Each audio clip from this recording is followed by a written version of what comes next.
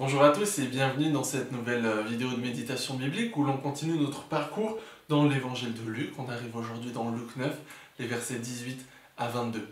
On voit dans ce texte un moment où Jésus va vouloir prendre un temps à part avec ses disciples. Et cette fois, contrairement à la dernière fois où on avait vu que Jésus voulait faire ça, ils vont pouvoir avoir ce temps. La dernière fois, ils avaient été suivis, dérangés en quelque sorte. On voit dans ce désir de passer du temps à part avec ses disciples, un désir de Jésus de prendre soin de ses disciples. Et dans ce désir de prendre soin de ses disciples, on peut aussi voir un désir de Dieu de prendre soin de nous, nous qui sommes à la suite des disciples appelés à suivre Jésus. Jésus veut des temps particuliers avec nous, Dieu veut prendre soin de nous. Et au sein de ce temps particulier, Jésus va poser une question en deux temps aux disciples. Cette question, elle est relativement simple, c'est: qui est Jésus? Jésus va leur dire qui dites-vous, qui dit-on que je suis? En deux temps, parce que d'abord, qui suis-je pour les autres, les foules? Les foules, qu'est-ce qu'elles disent de moi? Et puis ensuite, il va poser la question aux disciples: et vous, qui dites-vous que je suis?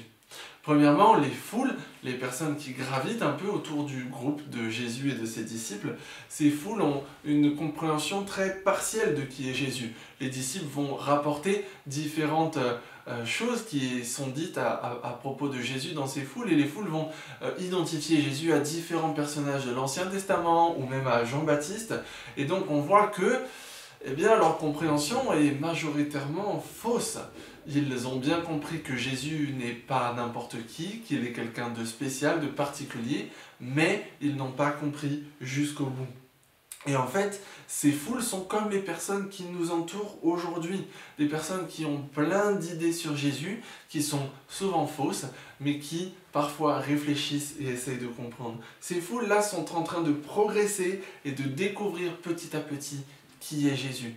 Et c'est aussi ce que les personnes autour de nous vont pouvoir faire. Et on va voir dans quelques instants le rôle que nous pouvons jouer dans ce parcours. Ensuite, à cette question « Et vous, qui dites-vous que je suis ?» Eh bien, les disciples, avec Pierre en tête, comme souvent, montrent qu'ils ont mieux compris. Mais eux aussi doivent encore cheminer. Pierre proclame que Jésus est le Messie. Et à ce moment-là, il est clair qu'ils n'ont pas tout compris. Ils n'ont pas compris tout ce que cela allait impliquer dans la vie de Jésus et même dans leur vie à eux. Et là, nous sommes, nous, de ce groupe. Nous avons compris, je pense, beaucoup de choses au sujet de Jésus. Nous avons compris beaucoup de choses sur ce qu'il veut faire dans notre vie. Mais puisque Jésus est parfait, puisque son amour est infini, nous devons encore cheminer et comprendre toujours plus ce qu'il veut faire dans notre vie, comprendre toujours plus ce qu'il est réellement, profondément, dans toute sa personne. Et puis, ce passage se termine sur une recommandation de Jésus qui peut paraître assez surprenante, c'est que face à cette compréhension des disciples que Jésus est vraiment le Messie, Jésus va leur dire de garder ça secret pour l'instant, de ne pas en parler. Pourquoi ? Il faut comprendre que nous sommes à ce moment-là avant la croix et la résurrection. Et que donc, le moment où Jésus va manifester pleinement qu'il est le Messie, qu'il est l'envoyé de Dieu, n'a pas encore eu lieu. Et donc, il va demander aux disciples, pendant ce temps-là, de le garder secret.